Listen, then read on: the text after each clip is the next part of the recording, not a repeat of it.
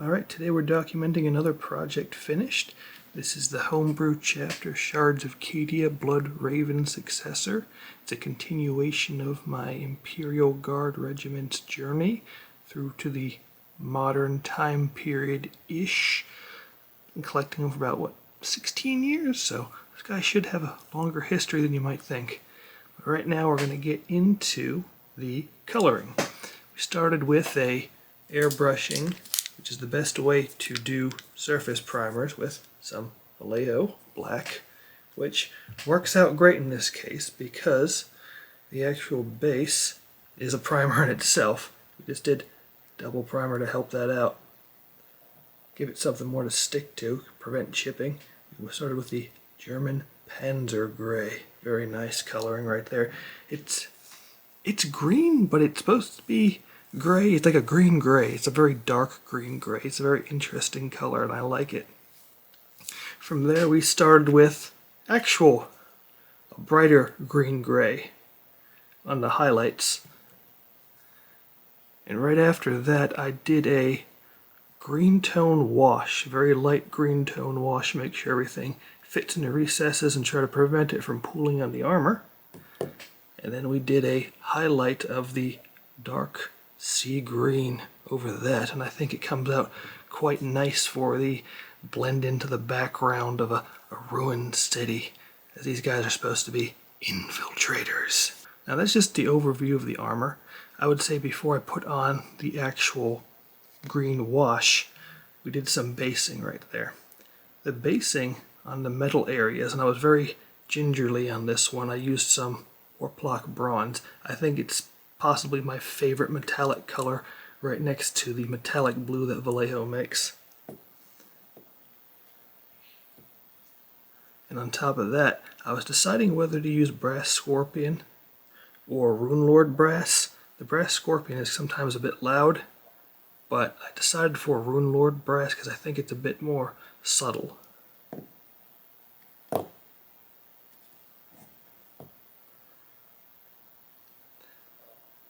The base of the masking around the helmets, I did a Burak Nar Burgundy.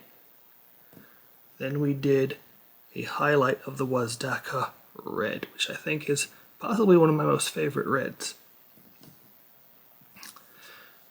Now for the in-betweens of the ribbings between the armor and the more metal parts of the gun, I covered these completely in black gray, which is quite possibly my favorite gray. After that we decided to go the really fast route, and we did not necessarily contrast black Templars, that's too dark. Where did I put the other contrast? Here it is. There we go. We did the Basilium gray all over the ribbings and the more metallic parts of the gun. And after that, I highlighted some of the ribbings very gently in the areas with some London Gray. And for the guns, I just used a bright shining silver from Army Painter on the very edges, as much as I could possibly keep that to be just thin amounts, but I think I did it a little bit thicker than I may have intended to do so.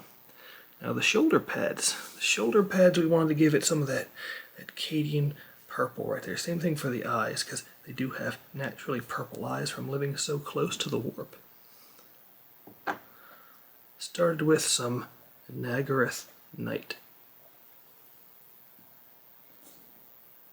Now for the shoulders, try to put some Phoenician purple as well, just to brighten it up just a little bit. And I ended up mixing some of the Phoenician purple with the Nagaroth Knight just to play around with colors.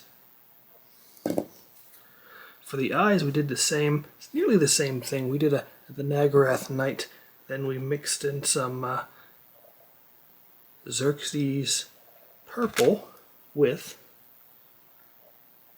this very light purple. Let's see, Cacophony purple, and I think it helps with the glow of the light. And in the right light they actually look yellow as opposed to purple, which is really weird.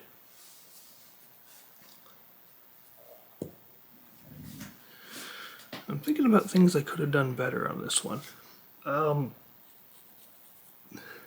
thinking maybe I should experiment with edging, highlighting the toner as opposed to putting it all over the model. I did like the reaction it did with the green-gray. It toned it down and made it really subtle. But it was so subtle that you can't really see it far away. The only thing you can really see is the dark sea green, so I would have to make a thicker highlight of the gray-green if I do decide to wash over the models again. And if we do the pure base coating before we do the wash, like the Nagarath purple for the shoulders, the burgundy for the mask, the warplock bronze in the middle parts, the black gray for the gun areas, as well as for the ribbing, if you do the whole coat in the green tone, it doesn't turn the darker colors green because it's such a dark color itself. It would only tan things green if you did, I would say, the purity seals first, then they would turn green, but it gives a really nice blend-in color with everything if you do the bases, then wash everything over.